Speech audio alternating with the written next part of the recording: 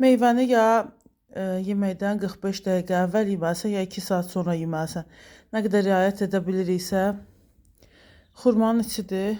Kakao qatmamışam, kokos qatmamışam, qoz, darçın, heç nə istifadə eləməmişəm bu dəfə sadə halı ilə.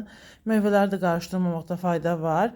Normalda bunu tək bütün halında ye demirlər. 1/4-ni yeyə bilərsən deyirlər. Şəkər baxımından zəngindir deyənə. Amma kimin şəkərlə heç bir problem yoxdur. Enerji vermək üçün, maraqlı hala gətirmək üçün bayaq saydığım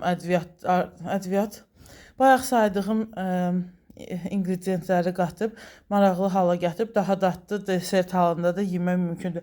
Biz keçən dəfə xurmadan nəsə düzəltmişdik, unutdum tərkibində nələr var idi.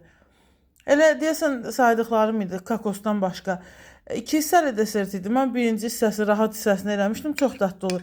Əslində banan da elədi. Bir bütün bananın üzərinə, onun da, ay yıxılmışdı az qala. Pilates topunun üzərində qoymuşam.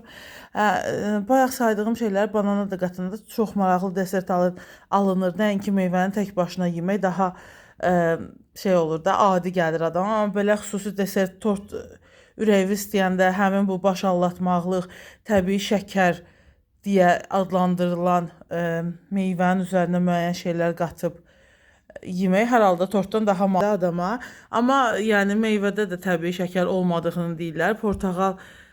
Portağal təbiətdə yetişir, normaldır, yeyin. Sonra xəbərin biri çıxır ki, portağalın rəngi sünidir, özü sünidir.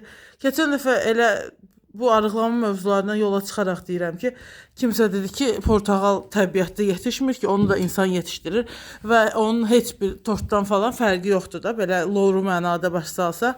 Yəni onun da sizə xeyirli bir tərəfi yoxdur az qala.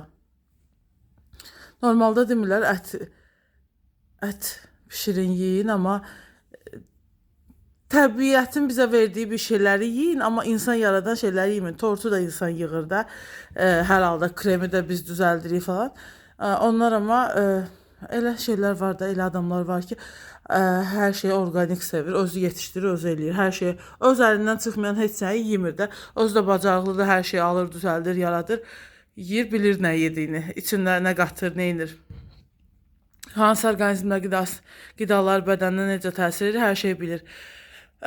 Nədən demək istirdim? Vaxtımız da tamamlanır, çox az qalır. Heç nə, yəni öz bədənini tanımaq da böyük bir şeydir.